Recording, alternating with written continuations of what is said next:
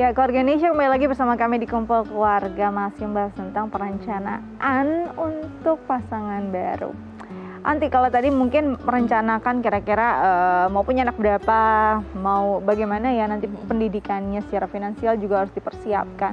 Nah, pada pola asuh itu juga perlu nggak sih, Onti, kita bicarakan? Mengingat kita kan dari keluarga yang berbeda, mungkin dari latar belakang berbeda, pola asuhnya pun berbeda.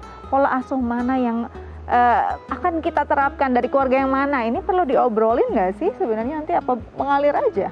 Iya, betul. Pola asuh memang juga hal yang memang harus dibicarakan terkait tadi tentunya kita masing-masing punya pendapat yang berbeda, diasuh dengan keluarga yang berbeda juga. Sehingga kita perlu obrolkan atau bicarakan dengan pasangan bahkan dari sebelum memutuskan untuk menikah. Misalnya pada saat punya anak, nanti pola asuh seperti apa sih yang kita terapkan.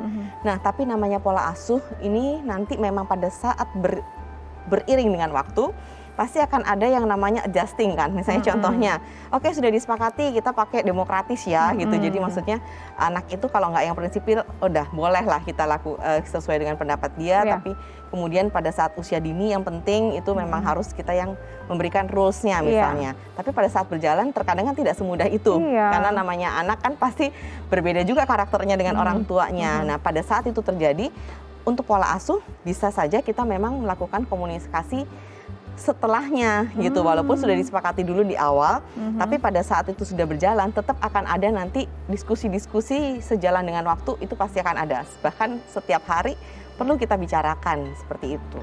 Jadi tergantung si anak juga ya. Betul. Bagaimana kalau akhirnya bertemu pada sisi tertentu berselisih, konflik akhirnya? Apa yang bisa kita lakukan untuk itu? Tidak mungkin langsung cekcok ke depan anak, selisih paham di depan anak akan bingung gitu kan. Apa yang dilakukan pasangan? Terutama pasangan baru. Iya, betul. Pada saat ada selisih paham, yang harus diperhatikan adalah satu, memang kalau untuk anak-anak usia dini sebaiknya kita tidak berselisih paham di depan anak. Jadi kita bisa mengambil ruang tertentu, misalnya di kamar atau ruang private gitu ya, yang memang kita diskusikan bersama. Yang kedua, tidak boleh ada kekerasan di situ pada saat berdiskusi, karena kan maksudnya kita adalah mencapai tujuan bersama kan, keputusan bersama, jadi tanpa kekerasan. Kemudian yang ketiga adalah ingat bahwa memang statusnya adalah sama, jadi nggak ada yang salah, nggak ada yang benar. Ini semua demi kebaikan. Nah, pada saat memang benar-benar mentok nih, dua-dua merasa bahwa benar, kemudian butuh pihak ketiga, nah itu bisa dicari pihak ketiga. Misalnya, apakah orang yang dinilai bijaksana dari anggota keluarga itu boleh, atau bisa berkonsultasi dengan pakar tumbuh kembang anak, atau kemudian psikolog anak. Nah, itu bisa juga dijadikan partner dalam berdiskusi tentunya, sehingga nanti akan ditemukan bagaimana cara penyelesaian masalah yang sesuai pada saat itu untuk tipe anaknya, seperti itu. Jadi jangan segan kalau memang ternyata butuh partner dalam hal ini untuk membesarkan si anak, dalam hal ini misalnya berkonsultasi dengan para psikolog. Oke, nah nanti kalau kita lihat nih pasangan baru pasti adalah pasangan atau mungkin sosok-sosok yang ingin mencari tahu sebanyak-banyaknya. Betul. Nah, tidak jarang juga akhirnya mendapat intervensi dari teman-teman atau mungkin kolega yang memang lebih senior atau lebih berpengalaman terhadap rumah tangga atau mengasuh anak. Sejauh mana ini efektif atau justru membuat si sosok ini jadi ambang gitu, terlalu banyak informasi, terlalu banyak hal yang dimasukkan ke dalam kepalanya, saat dia harus mengaplikasikan dalam keluarganya bersama pasangannya, dia jadi bingung.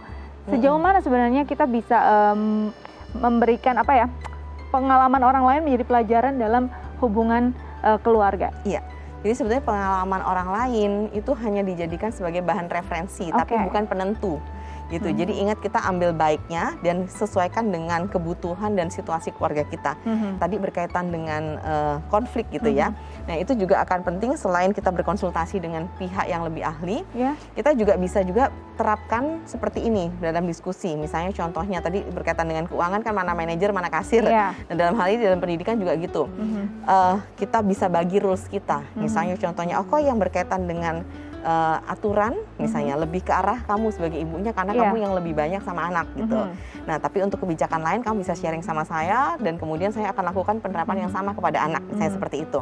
Nah, pada saat misalnya berkaitan dengan bermain misalnya, karena kamu sering bekerja, jadi yang lebih banyak bermain outdoor dengan anak ya kamu sebagai papanya misalnya. Jadi ada pembagian seperti itu.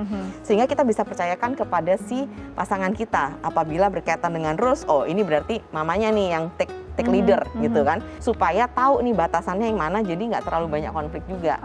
Itu dia. Intinya satu sih, keterbukaan dan juga saling melengkapi, saling mengerti ya. Betul sekali. Oke, Onti, terima kasih banyak sudah berbagi bersama kami di Kumpul Keluarga. Sehat terus agar bisa terus menginspirasi keluarga di rumah ya, Onti ya. Oke, keluarga Indonesia, Sastia Dika pamit undur diri, sampai jumpa.